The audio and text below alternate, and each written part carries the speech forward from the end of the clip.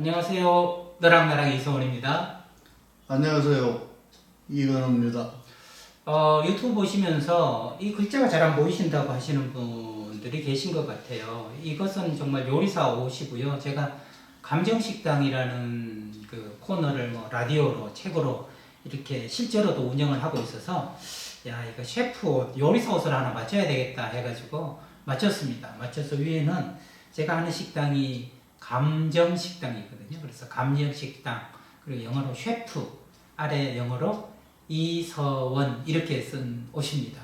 이 옷을 입으면 왠지 감정을 요리해야 될 것 같고 또 잘할 수 있는 것 같고 그런 마음이 들어서 선생님과 함께 나누는 것도 어떻게 보면 인생 얘기가 다 감정 이야기 아닐까요?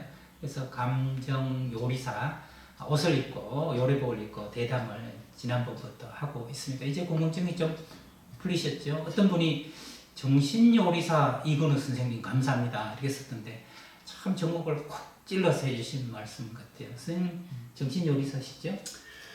그것도 좋은 얘기인데 네. 내가 그 lumbi니에 처음 갔을 때 네. 비행기를 타니까 그 비행기 개발 한 14인승 뭐 작은 경비행기. 네. 그걸 타고 왔는데 내 옆자리에 스님이 한국 스님이 네. 그래서 내가 속으로 잘됐다. 스님하고 부처님 나신 곳을 가니까 그분이 무슨 말씀을 하더라도 내한테 다 득될 얘기가 득담이 되지 않을까. 그런 기대가 생기겠죠. 난 굉장히 기대를 많이 갖고 갔어요. 근데 그 당시 82년이니까 네. 룸비니 프로젝트 그래가지고 그 유엔 사무총장인 버마의 그 우탄트라는 분이 계셨어요. 버마 분이 유엔 사무총장 하셨군요. 네. 그분이 이제 프로젝트를 만들어가지고 룸비니 동산을 이제 성역화를 시키려고. 네. 룸비니는 부처님이 태어나신 곳이죠? 태어난 동산이지. 네. 동산을 성역화. 네. 그래 이제 내가 그걸 보러 갔는데 이제 그 스님을 내려가서 보니까 아무것도 없어. 그 네팔 절이 하나 있고, 네네. 그 보리수 나무가 하나 있고, 네. 뭐 그또 조만한 절이 하나 있고, 그 이외에는 이제 주춧돌, 이제 벽돌 주춧돌. 굉장히 뭔가 대단하게 잘 꾸며놨을 거라고 생각하고 가셨는데 거의 별 게 없더라. 네, 좀 놀라셨겠네요. 그래서 내가 그런 말은 하지 않았어요. 네. 물론 겉으로 보는 것도 보는 거지만 이것이 부처님 탄생하신 곳이구나. 네. 이렇게 생각하면 그때를 연상해가면서 생각할 것도 많잖아요. 그렇지요. 이제 그런 기제를 내가 갖고 있었지. 그 스님이 탁 내려다보고 첫 마디 그것도 한번 알아맞혀 볼까? 네, 그것도 한번 스님이 딱 보시고 이거 참 이거는 제가 마치면 제 손에 장을 찢을 질문을 해주셨는데 스님이 보고 나서 아무것도 없네 이러셨을 것 같은데요. 볼 거 하나도 없네. 거의 답을 또 이연속으로 또 맞춰. 이제 저자 맞춰가 이거 맞추면 신기한데요. 여기 그래서 내가 생각을 했어요. 스님인데 부처님이 나신 곳에 와서 볼 게 없다 하면 뭘 하려고 수행을 하는가? 눈에 보이는 것만 보이는 게 아니잖아요. 그러게요. 네. 그래서 나는 텐트를 치고 셀프 하나하고 둘이 그 룸비니 동산에서 텐트를 치고 잤어요. 네. 잔 이유는 여기서 어딘가에서 이제 부처님이 태어났을 텐데. 그렇지요. 뭐 이 자리든 이 자리가 아니든 이 경계에서 태어났을 텐데. 텐트에서 반듯하게 눕지 않고 말이지. 모로에 이렇게 누우면 귀가 땅에 딱 닿잖아요. 네. 그러면 그때 소리가 들릴 것 같아. 이제 상상해. 네. 천상천하 유화독존이다 이런 말씀도 하셨다는데 뭐 그거는 이제 과학적으로 생각해 보면 뭐 나중에 얘기고 그렇게 만들어낸 얘기일 텐데 막 그런 소리도 들릴 것 같아. 그랬더니 새벽에 텐트를 누가 놓고 하는 거예요. 네. 스님이에요. 아까 볼 게 없다고 했던 아니 스님. 그 스님 말고 다른 그 스님이 룸빈이 계신 스님이. 네팔 그 절의 스님이요. 네네. 그래서 나는 깜짝 놀래가지고 한국식으로 네. 대답을 한 거예요. 네. 한국은 하지 말라는 게 많잖아요. 그렇죠. 금지. 그러니까 여기는 네네. 텐트 치면 안 될 금지구역인데 네. 내가 잘못 잘못 쳤나? 쳤는지 모른다. 이래가지고 스님이 텐트를 두드렸을 때 내가 안녕하세요 스님 이렇게 이제 인사를 해야 될 건데 네. 그렇게 말하지 않고 내가 첫 마디 한 게 그거는 문제 내서 안 되겠다. 네. 내가 뭐라고 얘기하냐면 여기 텐트 치면 안 돼요? 네네네. 텐트 치면 안 됩니까? 왜? 그러니까 스님은 그렇게 생각도 안 하는데 네. 그렇게 내가 하고 이제 그런 문화에서. 그런 문화에서 젖어 있었기 때문에 그것부터 먼저 얘기하는 거예요. 네네네. 그러니까 그게 아니고 왜 여기에 텐트를 치셨어요? 이러더라고. 네. 그래서 내가 이제 막 꾸며댔지. 음흠. 내가 예. 상상했던 거를. 네네네. 그래서 부처님 말씀이라도 소리가 들릴 것 같아서 내가 네. 이랬다 그랬더니 따라오라고. 따라오라고. 네. 그랬더니 자기 방에 가서 네팔 차도 한 잔 대접하고 예. 아주 걱정이 되더라고요. 어허. 그래서 내가 기분이 좋아가지고 우리 어머니가 아주 독실한 불교 신자인데 하고 그랬더니 또 어머니들이라고 또 선물을 또 이만큼 주는 거야. 네. 굉장히 환대를 내가 네네네. 받았어요. 그래 환대를 실컷 해놓고 나서 나보고 오늘이 무슨 날인지 아느냐고. 근데 4월 뭐 며칠 무슨 요일 아닙니까? 네네. 내가 그랬더니 맞는데 그날이 무슨 날입니까? 네. 알 수가 있어요. 네. 네팔 달력으로 정월 초하루라는 거예요. 그러니까 내가 텐트를 치고 자니까 스님은 룸비니 동산을 찾은 신년의 정월 초하루의 첫 손님인 거야. 야, 1호 손님. 1호 손님. 그런데 불러가지고 왜 쳤느냐 그랬더니 그런 귀한 얘기를 하니 스님 마음에 드는 얘기를 했잖아. 일부러 한 건 아닌데 내 상상을 얘기하는 건데 아주 걱정이 대접받고 첫 번째 방문객으로 당첨되셨습니다. 야, 그런 또 즐거운 재미있는 일화가 있으셨군요. 야, 선생님 이미 그때 그 정신식당의 그 주방장 요리사로서의 체험을 하셨네요.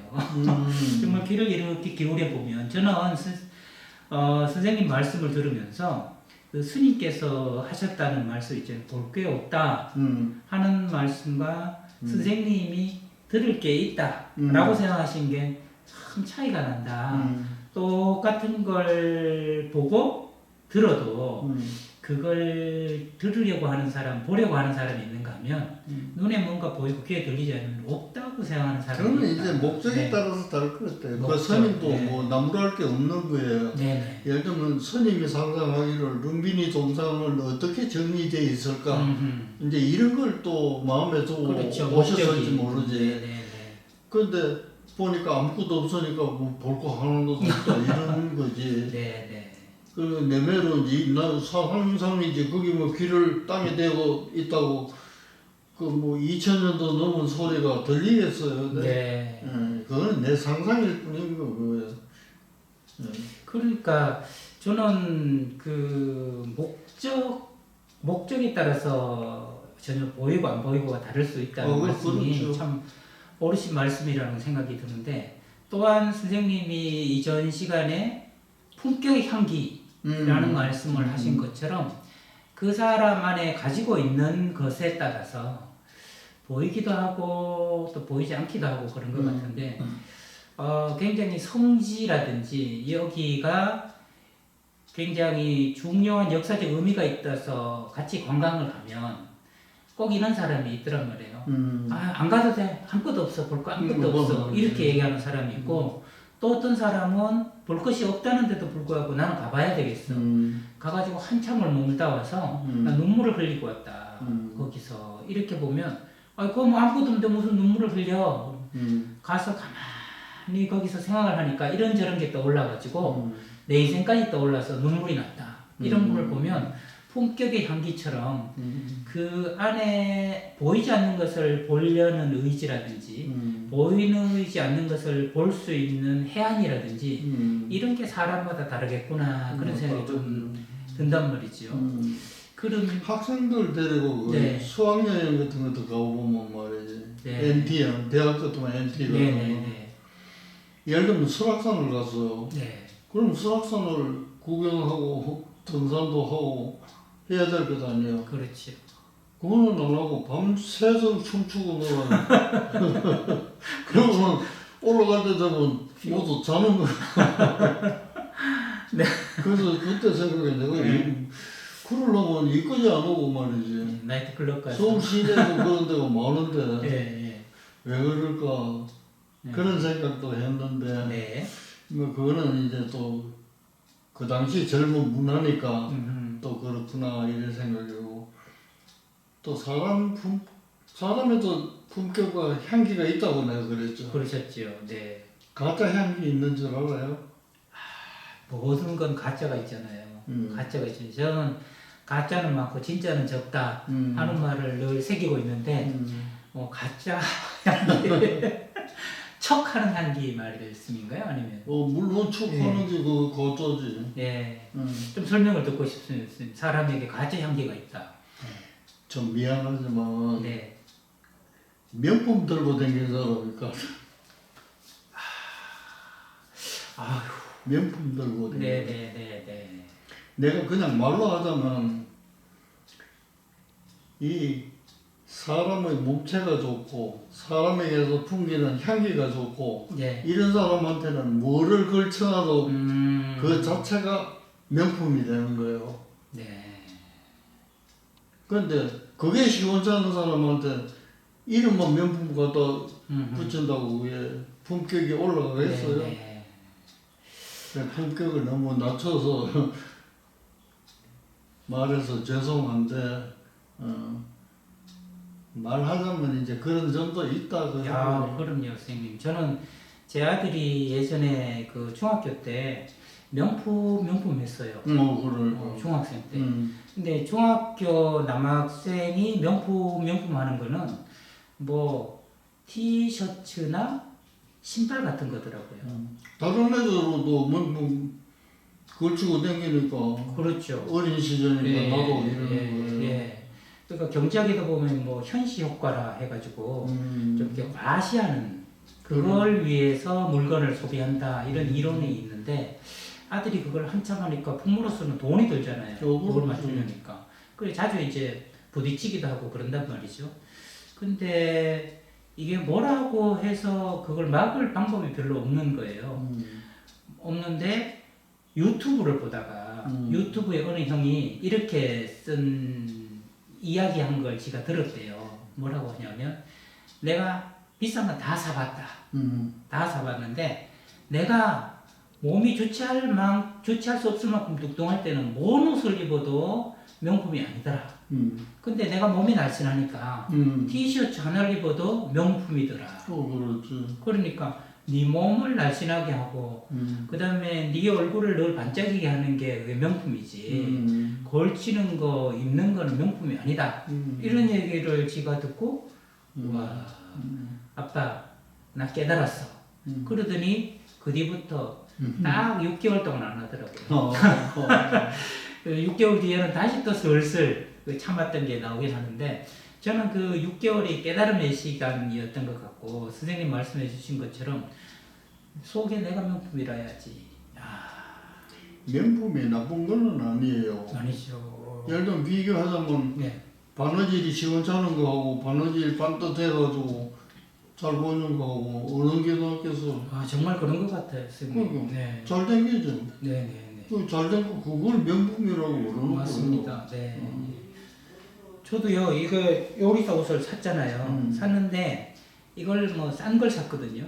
그랬더니 실이 자꾸 삐져나와요. 그래서 가위로 이렇게 자르면서 생각한 게 명품 샀으면 실이 하나도 안 삐져나올 텐데. 근데 명품 사려면 이거보다 뭐 20배, 30배 값을 주고 사야 된다는 거죠. 그래서 선생님 말씀대로 명품 사서 입었는데 선생님하고 대담하면서 형편없는 얘기만 하고 있으면 이 명품이 오히려 더 나를 초라하게 만들겠구나 싶은 생각이 들어서 그냥 실 나오면 자르면 되지 뭐 그런 마음으로 입고 있는데 말이죠. 그러니까 우리가 140회라는 걸 인식하지 않고 이렇게 담담하게 왔듯이 네네. 우리가 또 그렇게 담담하게 가면 여기에 적힌 게 뭐라고 적혀 있는지 네. 여기서 향기가 날 겁니다. 몇만 원짜리지만 여기서 몇 천만 원짜리 향기가 뿜뿜하고. 아, 선생님 오늘은 지난번에 품격의 향기라는 말씀으로 아 이렇게 머리를 탁 치는 깨달음을 주셨다면 가짜 향기, 가짜 향기. 그게 가짜 향기지만 그것으로도 나를 좀 보여주고 싶어하는 사람이 많다는 뜻은 어떻게 좀 사회적으로 얘기하자면 우리 사회가 남한테 좀 인정받고 보여주는 걸 중요하게 여기는 사회다 이렇게도 볼 수 있겠지요. 그러니까 우리 사회라고 규정 지을 건 없어요. 누구나 전 누구나 온 세상이 누구나 다만 정도 차이가 있을 뿐이지. 그 좋은 거 보면 갖고 싶잖아. 네. 근데 이제 뭐 경제력이 되는 사람은 당연히 사도 될 거고. 근데 이제 우리나라에서 문제가 되는 거는 그런 경제력이 안 되면서도 네네네. 가산을 탕진해가면서 이제 그걸로 매달리려고 하는 사람이 조금은 있더라 그런 뜻이에요. 맞아요. 그 비율도 조금씩 늘어나더라. 옛날에는 뭐 집 문제였는데 집은 월세방을 살더라도 외제차를 타는 좀 폼나는 인생을 살고 싶다 이런 사람들도 그렇죠. 있고 말이죠. 뭐 사람마다 차이는 있겠지만 그런 경향이 좀 있긴 하더라.